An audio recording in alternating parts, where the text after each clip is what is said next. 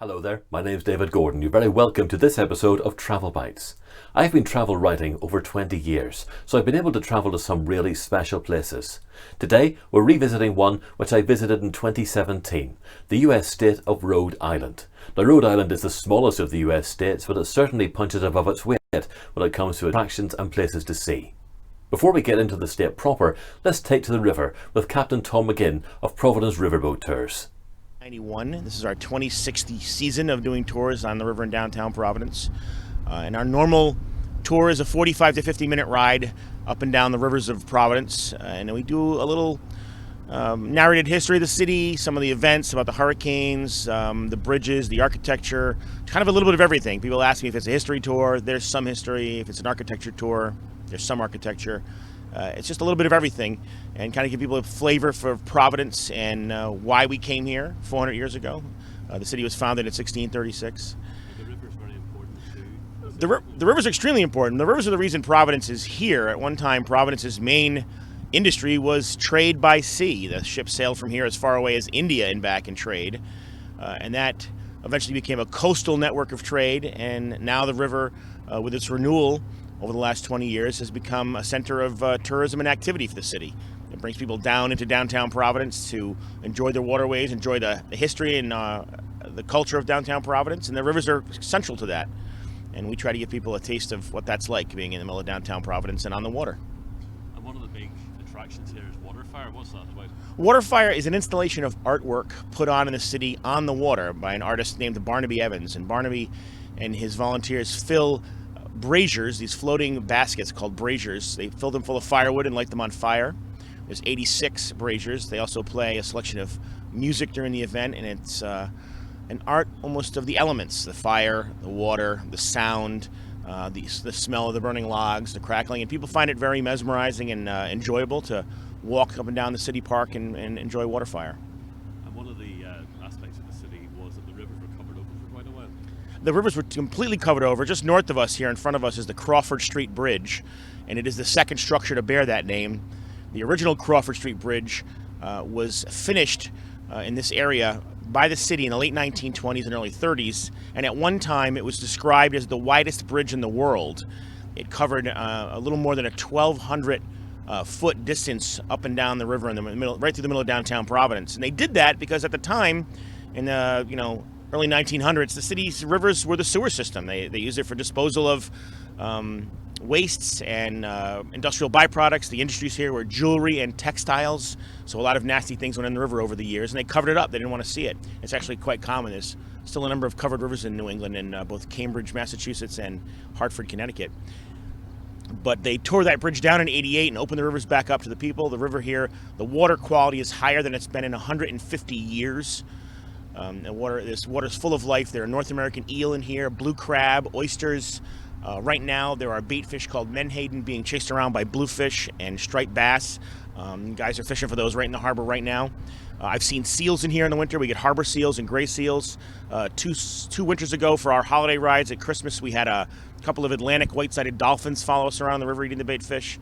It's just an incredible change just in the last 20 or 25 years or so of how better the water quality is. And that really came about through us not polluting it anymore and stopping to dump those things in there. And just remind us about your actual river tours. What can people expect?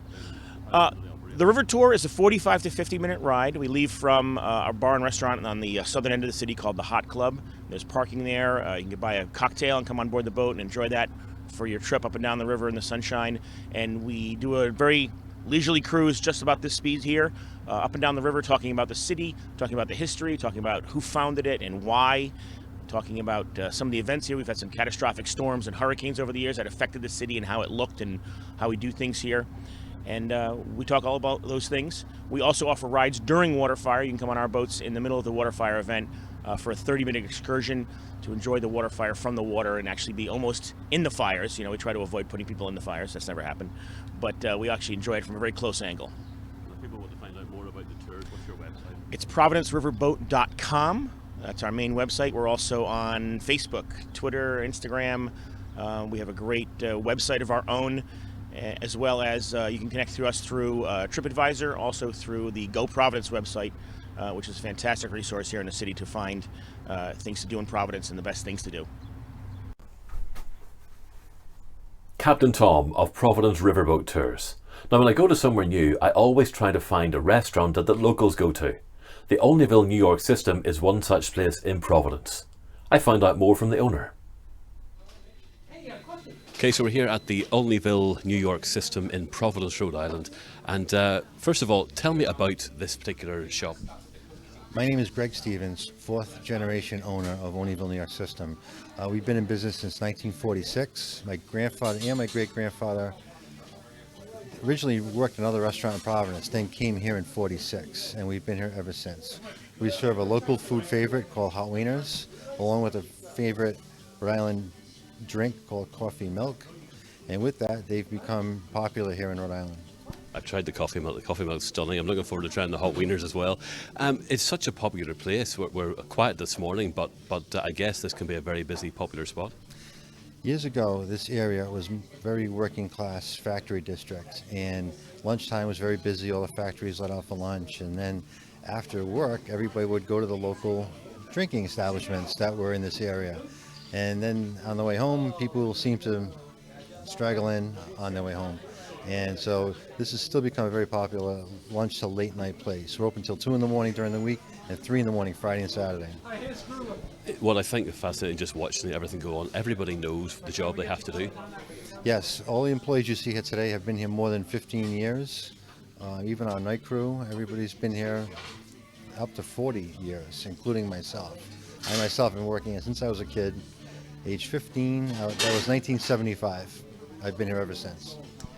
What is the secret? What is it, hot wiener? Hot wiener is a hot dog in a natural casing, served on a steamed bun with brand mustard, our meat sauce, fresh chopped onion, finished with celery salt. And we work at just keeping it exactly that. And we try to keep it consistent and the same, and people know what they're going to get when they come. I mean, even just standing here this morning, there's people beside us here who are from Oklahoma. Have come here especially just to get the wieners here. What do you think makes this place so special? I think keeping it the same. You know, a lot of restaurants, they go with trends, they get artsy, they get diverse to keep current with current trends. Here it's the total opposite. Here we just work at keeping it exactly the same, so people know what they're going to get when they come here. Also, we've seen generations come through here, so you know, kids have taken their kids here, now they take their kids here, and it's somewhat become a local tradition of going to the wiener joint, and they know what they're going to get when they get here, just like when they were kids. And it's a continuing family tradition, which is really quite cool, because so many places now are just corporate owned, but this is a real proper family place. Yes, in general, Rhode Island and Providence itself has created quite a restaurant reputation of small family-owned restaurants, and that have maintained for many years, us included, and along with now the newer places that have come here and have a lot of diversity, that and a lot of them being family-owned, and that's still great to see when other, like you said, big corporate chains have come in as well. But we all get along, we all do our thing, and good choice for local residents and visitors alike. And one of the big things, of course, is, I mean, you've won awards there from the James Beard Foundation, which is one of the top accolades you can get here in the US. Very proud. A few years ago, we got the call that we won a Beard Award, and you know, we really, to be honest, was a little unsure. A Beard Award, and I never knew they had the category of America's Classics, and it was quite an honor. And it was more of a tribute to our dad, because he worked here for many years, for the real tough years of this business, and he passed away before the Beard Award came, and we definitely credit him for his perseverance through tough years, and we owe it all to him, really. It's a stunning place. It's really cool just to see the diner experience, because over in Ireland we don't have this, and so people come to America to see this type of Americana, which is really cool, and such an original place as well. If people want to find out more before they visit, what's your website? We have our website, olneyvillenewyorksystem.com. We're on social media as well, Facebook, Instagram, and Twitter. And the best way to see pictures and get the real history of the place, probably the best way would be our Facebook page, and that would just be Olneyville, New York System. If you type it in, it pops right up. Of course, that's the question I did ask. We're in Rhode Island. Why is it called New York? The thinking behind the name New York System is the Greek immigrants came through Ellis Island and mostly settled in Brooklyn, New York.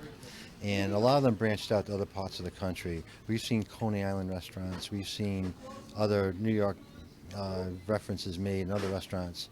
Here, our family came to Providence, and we call it New York System, what's commonly thought to be that give the tribute to New York, which gave the Greek immigrants the opportunity to do well here in this country.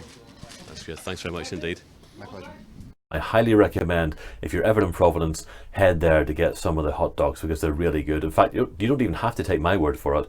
The day after I was there, Guy Fieri turned up with a TV crew to record an episode of Diners, Drive-Ins and Dives, so he recommends it too. Newport is another place that's worth visiting in Rhode Island. A big part of Newport's history is the Irish immigrant history. I talked to Mike Sline, who's the president of the Irish History Museum in Newport, about that heritage. Very, very important to the Irish. I mentioned earlier that when they first arrived, we did not have a Catholic church in Newport until 1828. The early marriages that were recorded at Trinity Episcopalian Church. In 1828 was the first Irish community here, St. Joseph's Parish, in an old schoolhouse located at the site now of the Barney Street Cemetery, a beautifully restored Irish cemetery in the heart of downtown Newport, right behind, interestingly enough, Toro's Synagogue. And I'll get back to that in a minute. Following St. Joseph's Church in 1852, we have a beautiful model here of St. Mary's Church, dedicated in 1852. The foundation was built through Irish labor on their off hours from building Fort Adams. They arrived at the church. It was a requirement then for Irish men to contribute labor to the church, and they did so in building the foundation. The church is an absolutely magnificent tribute to the Irish and Catholicism. Stands here today. This model was a gift of Father Chris von Molesky, the pastor of St. Mary's Church. It was also the site of, in 1953, the marriage of President John F. Kennedy and Jacqueline Bouvier. So the church has a very significant historical meaning as well as a very significant religious meaning. Mike Sline from the Irish History Museum in Newport, Rhode Island. As you stand at the seafront in Newport, one thing that stands out is Fort Adams. It was built by Irish immigrants. As Steve Marino explains. When you visit Rhode Island, one of the must-see places is Fort Adams in Newport, Rhode Island. It is one of the prettiest places, and it's also one of the historical places that you really must see to understand the development of Newport.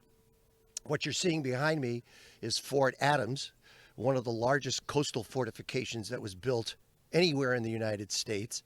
It was one of the largest construction projects in the United States prior to the Civil War, and most of the labor that was done here at the fort between the 1820s and the 1850s was done by Irishmen.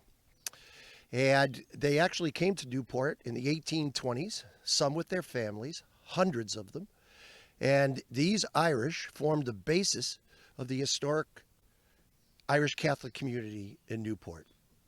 One of the things that happened because of the Irish coming here to build Fort Adams is the bishop, who was located in Boston, sent a priest down, and that priest was directed to buy a schoolhouse in downtown Newport, and that became the very first Roman Catholic church in the entire state of Rhode Island. And what's fascinating is that Rhode Island today is the most Catholic state in the United States. And it all starts right here with the Irishmen who came to build Fort Adams in the 1820s. One of the things that's fascinating about Fort Adams is it had more cannons than any other fort. And the cannons, some of were on the top of the fort, but many of them were also inside the fort in what's called casemates. And over here you can see the cannon emplacements We have 5 of the original emplacements here just to show you what it was like. There were hundreds of them, 468 cannon emplacements in the fort. And the fort was built to protect beautiful Narragansett Bay, which is right behind us, and Newport Harbor. And Newport Harbor is still considered the sailing capital of the United States. And you can see that as the panoramic view of not only Narragansett Bay, but also Newport Harbor.